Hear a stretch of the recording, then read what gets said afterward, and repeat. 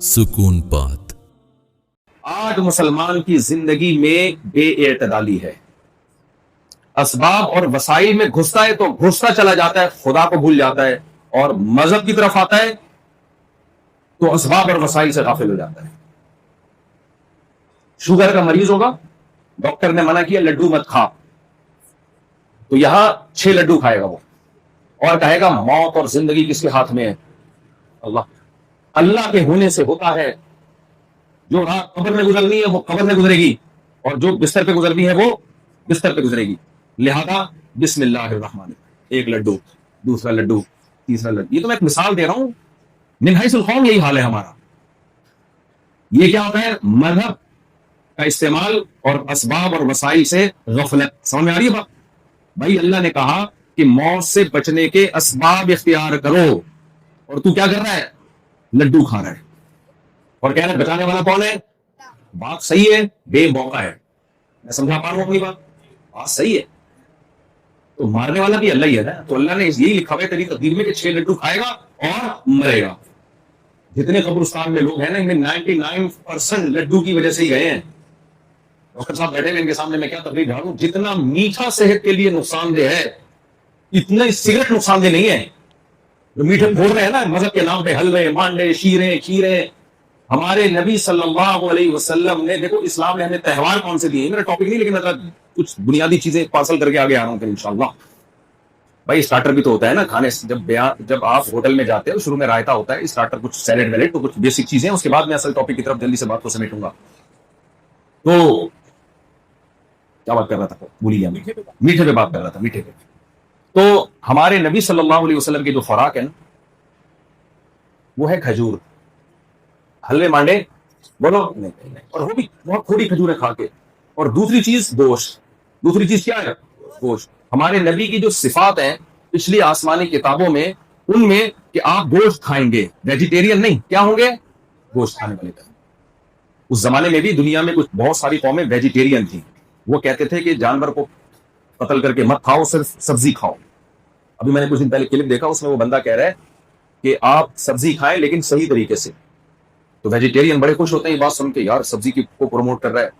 تو اس صحیح طریقہ یہ ہے کہ سبزی بکرے کو کھلاؤ اور بکرا کاٹ کے کھا جاؤ، کیا خیال؟ تو وہ سبزی بھی چلی جائے گی اور یہ بہترین طریقہ ہے۔ تو ہم سبزی کھاتے ہیں لیکن اس طریقے سے کھاتے ہیں۔ ہمارے نبی صلی اللہ علیہ وسلم کی خوراکیں دیکھیں، ہم صرف خوراک میں ہی پیغمبر کو فالو کر لیتے نا، مارنا کھاتے، صرف خوراک میں ہی۔ نبی کی ایک ایک سنت میں اللہ نے اتنی برکت رکھی ہے، اور ہم نے ہر سنت کو توڑا ہے، اور کمال کی بات ہے خلاف سنت طریقے کو سنت بنا کے پیش کر دیا۔ مشہور ہے کہ میٹھا کھانا سنت ہے نا مشہور؟ بھائی میٹھا کھانا کوئی سنت نہیں ہے۔ میٹھا کھانا کہاں سے سنت ہو گیا؟ کھانا کھانا ہی سنت نہیں ہے، فاقے کرنا سنت ہے۔ اسلام کے جتنے تہوار ہیں ذرا اس کو جلدی جلدی دیکھو، یہ بات میں کئی دفعہ کہہ چکا ہوں لیکن نیا مجمع ہے۔ اسلام میں جتنے، پہلے میں غیر مسلموں کے تہوار بتاتا ہوں۔ کرسمس، کیک، کیا خیال ہے کیا کھاتے ہیں؟ کیک۔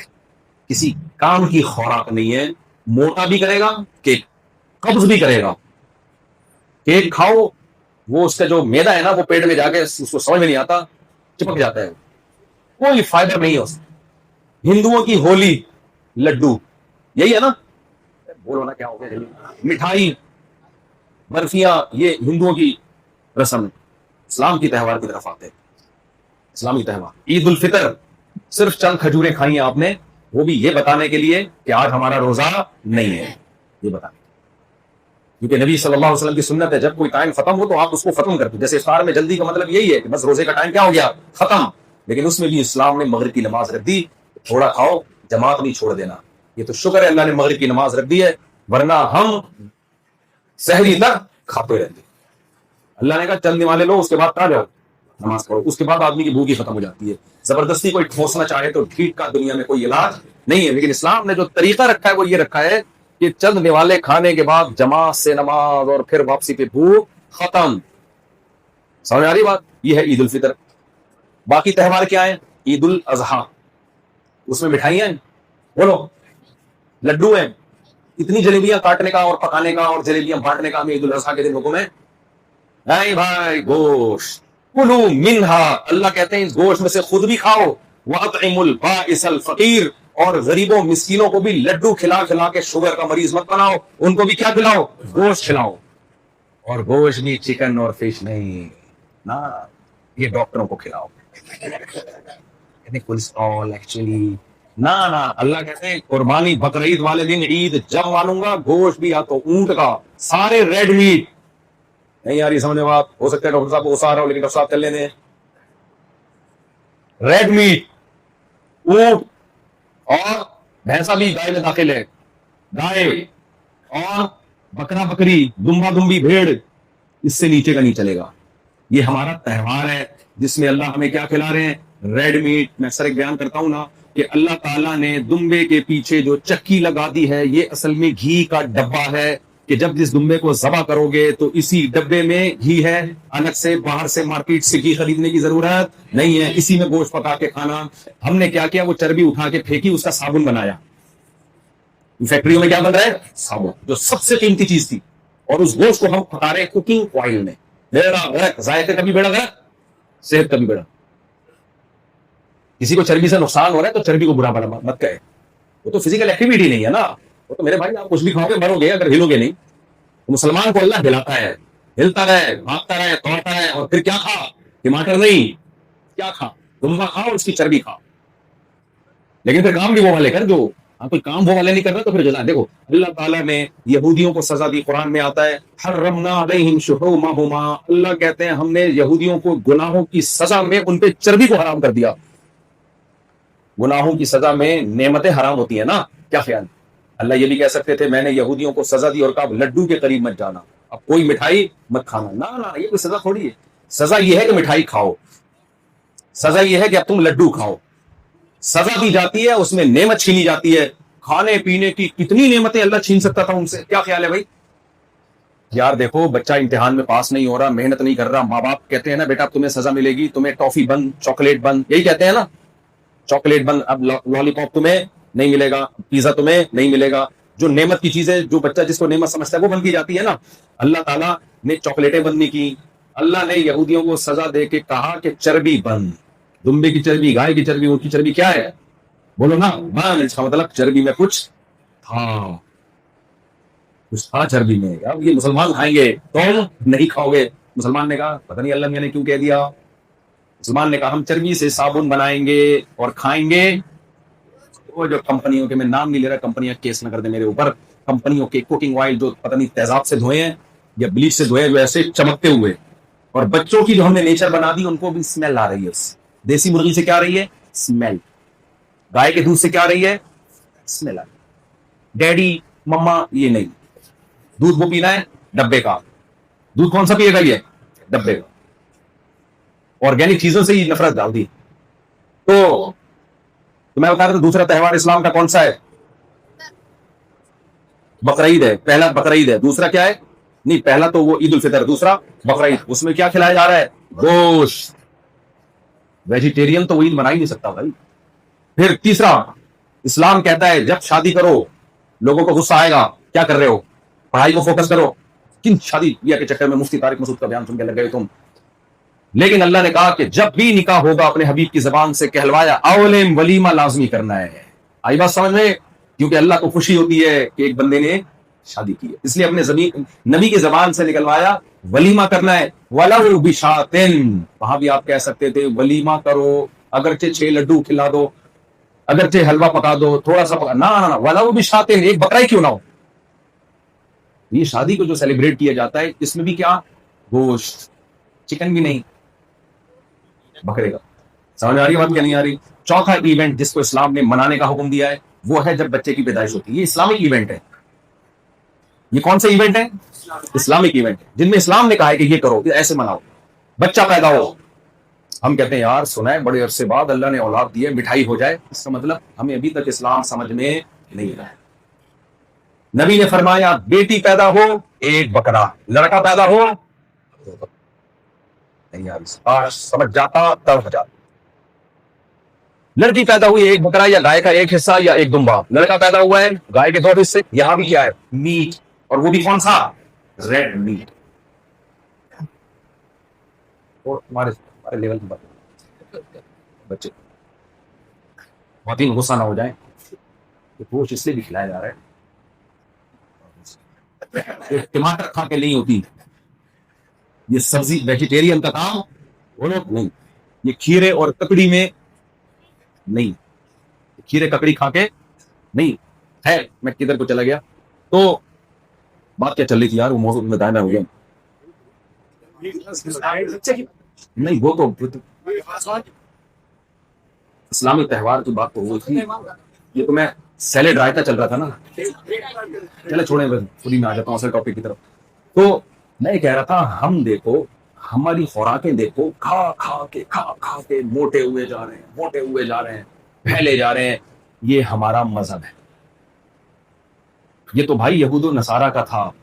نبی صلی اللہ علیہ وسلم کی بخاری کی حدیث ہے، ادھر توجہ، آپ صلی اللہ علیہ وسلم نے فرمایا، بخاری کی حدیث کا مفہوم اپنے الفاظ میں بیان کر رہا ہوں کہ خیر القرون قرنی، سب سے بہتر میرا زمانہ، پھر اس کے بعد والا زمانہ، پھر آپ نے فرمایا اس کے بعد امت میں فساد آئے گا، اور فساد میں دو چیزوں کو آپ نے ہائی لائٹ کیا، دو خرابیاں اس امت میں آئیں گی، نمبر 1 جھوٹ، نمبر 2 موٹاپا۔ میں سمجھا پا رہا ہوں؟ کیا دو خرابی آئیں گی؟ جھوٹ، نمبر 2 موٹاپا۔ جھوٹ کے فسادات سب کو پتا ہے، آپ نے موٹاپے کو کیوں ہائی لائٹ کیا؟ وہ موٹاپا جو نیچرل نہ ہو، یہ ذہن میں رکھنا، قدرتی طور پر ایسے حاجی عبدالوہاب صاحب کتنے بڑے اللہ والے بزرگ تھے، کوئی ان کی صحبت میں رہا ہے تو ان کو پتا ہے وہ نوالے کو مشکل کھاتے تھے، وہ نیچرلی ہے، وہ تو صحابہ میں بھی تھے۔ اصل موٹاپے کی بات نہیں ہو رہی، اصل ہو رہی ہے زیادہ کھانے کی۔ کوئی پتلا ہو کے چھوڑ دیتا ہے دیکھیں تو وہ اپنے پتلے ہونے پہ فخر نہ کرے۔ اصل بات کیا ہے؟ زیادہ کھانا کیوں برا ہے؟ ابھی میں اس کی طرف آتا ہوں، اتنا میں کھانے کو کیوں فوکس کر رہا ہوں؟ آپ بولو گے یار آتے ہی کھانے پینے پہ شروع کر دیا، لڈو اور گوشت اور کیا، ہم تو اسلامی بیان سننے کے لیے آئے تھے۔ تو میں آ رہا ہوں ابھی اس کی طرف، آپ ذرا صبر کریں، صبر کریں، ارے ایک اپنا اسٹائل ہوتا ہے نا بات کرنے کا۔ تو نبی صلی اللہ علیہ وسلم کی خدمت میں ایک کافر آیا، کون؟ توجہ ہے نا؟ بھوک لگ رہی تھی، آپ نے اس کو دودھ کا پیالہ پیش کیا، ایک پیالہ پی گیا، آپ نے کہا اور، اس نے کہا اور، دوسرا پیالہ پیش کیا، وہ تیسرا پیالہ پیش کیا، بولو چوتھا پیالہ پیش کیا، وہ پانچواں، وہ بھی چھٹا، وہ ساتواں، وہ بھی آٹھواں، اب بس اس نے کہا بس شبیہ تو سیر ہو گیا، پیٹ بھر گیا میرا، اور نہیں چاہیے۔ اللہ نے اس کو اسلام کی توفیق دی، اس کے بعد اس نے اسلام قبول کیا، نبی کی برحق ہونے کی گواہی دی۔ اگلے دن دوبارہ آیا، اسی ٹائم پہ بھوک لگ رہی تھی، آپ نے دودھ کا پیالہ پیش کیا، پی گیا، دوبارہ پیش کیا، نہیں، اس نے کہا پیٹ بھر گیا۔ بہت مشکل ہے، انگلش میں سمجھائیں ڈاکٹر صاحب۔ نہیں پیا اس نے کہا پیٹ بھر گیا، حالانکہ کسی ڈاکٹر نے ہی اس کو بتایا تھا کہ ایک سے بھی بھر جاتا ہے۔ نبی کی کوئی حدیث بھی نہیں سنی تھی کہ زیادہ نہیں کھانا چاہیے، یہ بھی نہیں، بس ایک پیا، اس نے کہا بس بہت ہے۔ اس وقت آپ نے فرمایا الکافر یاکل فی سبعۃ امعاء، دیکھو کل یہ کافر تھا تو فرمایا کافر 7 آنتیں بھرتا ہے اور مومن 1 آنت بھرتا ہے۔ یہ جو آج کل انگریز کم کھا رہے ہیں تو ڈاکٹروں کی موٹیویشن کی وجہ سے، تو ڈاکٹر نے بتایا کم کھانا صحت کے لیے اچھا ہے اور یہ وغیرہ وغیرہ اس طرح کی، ورنہ اگر ڈاکٹر کہے نا زیادہ کھاؤ تو یہ جائیدادیں کھا لیں، افریقہ کا گولڈ کھا گئے، ان کا پیٹ نہیں بھر رہا، کیا کیا نہیں کھا گئے، پوری دنیا کا خون چوس لیا۔ تو ایک صاحب نے، ایک بچے نے مجھے پرچی لکھ کے دی کہ مفتی صاحب آپ نے کہا تھا کہ سب کچھ کھانا چاہیے، تو میرے چاچا میرے ابا کی جائیداد کھا گئے، آپ کے بیان کا ریفرنس دے رہے ہیں، مفتی صاحب نے کہا سب کچھ کھاؤ۔ تو کیوں ان صحابی نے، جب وہ صحابی بنے تو خود بخود ان کی خوراک کم کیوں ہو گئی آٹومیٹیکلی؟ پتہ ہے کیوں کم ہو گئی؟ اسلام لانے کے بعد ان کو احساس ہوا کہ ہمارا ہدف کچھ اور ہے، اور اس ہدف میں بھرا ہوا پیٹ رکاوٹ بنتا ہے، یہ خود بخود آٹومیٹیکلی ان کو سب۔ ایک مثال سے بات سمجھاتا ہوں، مثال سے بات سمجھ، آپ کا ہدف یہ تھا، آپ کو کسی نے کام دیا کہ تم نے یہاں سے وہاں تک دوڑ کے جانا ہے، آپ فوجی ٹریننگ لے رہے تھے، فرض کرو آفیسر نے بولا کہ تم نے اس پول سے اس پول تک 1 منٹ تک یہ پول تم نے بھاگ کے کراس کرنا ہے، آج بھی اور کل بھی، 2 دن تمہیں دیے جا رہے ہیں۔ پہلے دن آپ نے 4 پراٹھے پھوڑے کہ جسم میں طاقت آئے گی اور میں یہاں سے لے کے وہاں تک 1 منٹ میں دوڑوں گا، دوڑ لو گے؟ جب وہ پراٹھے پھوڑو گے، حلوے مانڈے پھوڑو گے، آپ کو نیند آئے گی اور آپ ہونے لگو گے ٹن، سست۔ آپ سے چلا نہیں جائے گا, آپ بولو گے دوڑ کے کیا کرنا ہے, دوڑوں کیسے بھائی, کیا خیال ہے؟ تو آپ کو عقل آ جائے گی کہ بھائی اگر یہ یہاں سے وہاں تک میں نے دوڑنا ہے تو 4-5 کھجوریں انرجی کے لیے بولو کافی ہیں, باڈی ایکٹیو رہے گی, فٹ فاٹ رہوں گا. ایک آدھ انڈا بھی لے لو ہاف بوائل, خود بخود کھوپڑی کام کرے گی کہ نہیں کرے گی, کہ یار اس میں اس بھرا ہوا پیٹ, بھرے ہوئے پیٹ سے یہ کام نہیں ہو سکتا. کیا خیال ہے؟ تو اتنا کھا لو جتنا دوڑنے میں مدد ہے. نہیں کھاؤں گا تو بھی نہیں, گلوکوز شوگر کم ہو جائے گی. اتنا کھا لو کہ یہاں سے وہاں تک تگڑ تگڑ دوڑ سکوں میں. ایک پاگل نے کتاب لکھی 400 صفحوں کی, لوگ بڑی مارکیٹ سے بکی نا وہ کتاب کی, یار پاگل ہو کے کتاب لکھتی ہے, ایسے لاکھوں میں اس کے ایڈیشن شائع. جب لوگوں نے کتاب کھولی تو پہلے صفحے پہ لکھا تھا گھوڑا کیسے دوڑتا ہے, آگے لکھا تھا تگڑ تگڑ تگڑ تگڑ. 400 صفحوں پہ یہ لکھا ہے. جب بھی میں تگڑ تگڑ بولتا ہوں مجھے یہ کتاب یاد آ جاتی ہے. تو اس کو خود اگلے دن اندازہ ہو گیا کہ بھائی میرے ہدف کو حاصل کرنے میں سب سے بڑی رکاوٹ بھرا ہوا پیٹ ہے. تو جب وہ کافر نے اسلام قبول کیا نا تو اس کو اندازہ ہو گیا کہ بھائی اب مجھے اللہ کو راضی کرنے کے لیے فجر میں بلکہ تہجد میں اٹھنا پڑے گا. بھرے ہوئے پیٹ کے ساتھ آپ صبح نہیں ہو سکتے, فجر کی نماز جماعت سے پڑھنی پڑے گی. ہم رات کو 1 یا 2 بجے جو شادیوں میں کھانا کھا کے سوتے ہیں, پولیس بھی ہمیں فجر میں نہیں اٹھا سکتی. سمجھا نا, ہمیں اب فرشتہ ہی آ کے اٹھائے گا اور پبلک کندھے پہ اٹھا کے قبر میں پہنچائے گا. جو جنازے ہیں نا قبرستان میں, میجورٹی ان لوگوں کی ہے جو رات کو تافتان اور قورمہ شادیوں میں کھا کے 1:45 بجے گھر پہنچے تھے, اس کے بعد سوئے, اب تک کی رپورٹ کے مطابق سو رہے. ہلا کے دیکھا سانس بھی نہیں آ رہا, تو پھر اعلان کیا ان کو قبرستان لوگ. آئی بات سمجھ میں کہ نہیں آئی؟ ایک خاتون کے شوہر کا انتقال ہو گیا. خواتین جب میت کے بھی نا ایک دوسرے سے اپنی غیبتیں چل رہی ہوتی ہیں, معذرت کے ساتھ خواتین سے, یوں خواتین کی بات کر رہا ہوں تو بیان میں نہیں ہے. وہ خواتین کے ساتھ یہ ہوتا ہے, دوپٹے بھی چیک ہو رہے ہوتے ہیں, شاپنگ واپنگ بھی, اور یہ سب چیزیں باتیں ان کی میتوں میں. رشتے بھی میں نے خود دیکھی, ایک شادی میت پہ سیٹنگ ہوئی تھی لڑکا لڑکی کی, اور ماشاءاللہ آج ان کے بچے میت پہ لڑکی بھی رو رہی تھی, لڑکا بھی. تو روتے روتے ایک دوسرے کو دیکھا تو لڑکے نے امیج کیا کہ اگر یہ نہیں روئے تو کیسی لگے گی. روتے ہوئے تو کوئی بھی اچھا نہیں لگتا نا. اے آئی سے لڑکی نے بھی بنائی, ایک اے آئی آج ایجاد ہوئی ہے نا, ایک انسانی دماغ بھی انٹیلیجنس ہے, وہ خود بنا لیتا ہے کہ اگر نہیں روئے تو صحیح ہے, پھر یہ قبول ہے. تو ساری زندگی تھوڑی رونا ہے, وہ تو پھر میرے اس لڑکے کو پتا تو میرے نکاح کے بعد اب رولاؤں گا میں اس کو, ابھی تک تو کیا ہے, ابھی تک تو صحیح ہے. تو ان کی باقاعدہ میت پہ سیٹنگ ہوئی, شادی مجھے خود لڑکے نے بتایا. میں نے کہا یار کیسے پسند کیا, کہ اس طرح سے ہوا تھا, دونوں جنازے پہ آئے ہوئے تھے, تاڑ لیا ایک دوسرے کو, شادی ہو گئی. تو خیر, تو وہ نا دوپٹے چیک ہو رہے ہوتے ہیں. تو خاتون کے میاں کا انتقال ہو گیا, رو رہی ہائے مننے کے ابا. اس نے پوچھا بہن کیسے انتقال ہوا, کہہ رہے ہیں بہن شادی سے آئے تھے, اتنا کھایا. میں نے بولا کہ جائیدادیں کھا جاؤ گے, بس کرو. اس کے بعد سوئے ہیں, صبح پولیس نے بھی آ کے اٹھانے کی کوشش کی ہے, نہیں. تو پھر میں وہ اکثر ایک سناتا ہوں. پھر وہ اسی رونے کے دوران ایک خاتون نے پوچھا, مننے کے ابا بہت اچھے تھے, اللہ مغفرت فرمائے, بہن یہ دوپٹہ کہاں سے خریدا تم نے؟ تو اس نے کہا ہاں بس کیا کریں بہن, آدھا ڈرامہ دیکھا تھا, آدھا رہ گیا ان کا ڈرامہ, پورا ڈرامہ بھی نہیں مکمل کر پائے, اور گولڈن مارکیٹ سے خریدا ہے, وہاں سے جو ہے, بس اللہ ان کی مغفرت فرمائے, بہت اچھے سے میرے ساتھ. اس نے کہا بس میں بھی دعا کر رہی ہوں بہن, اللہ ان کو جنت میں اعلیٰ درجے عطا فرمائے. وہاں ذرا سستا مل جاتا ہے گولڈن مارکیٹ. یہ ساری کنورسیشن ان کی آپس میں. چلو, 2 خواتین جو تھی نا ان کو 20 سال کی جیل ہوئی ایک ہی کمرے میں. 20 سال کے بعد جب رہائی کا وقت آیا, انہوں نے کہا بہن کچھ باتیں رہ گئی ہیں, انشاءاللہ دوبارہ ملیں گے. تو 20 سال ہو گئے, باتیں ختم. تو ایک خاتون آئی, ان کے بچے نے شکایت کی اپنی اماں کی, مفتی صاحب ہماری اماں نے ہمارا ہاتھ میں جینا حرام کیا ہوا ہے, اماں نے یہ کیا ہوا ہے.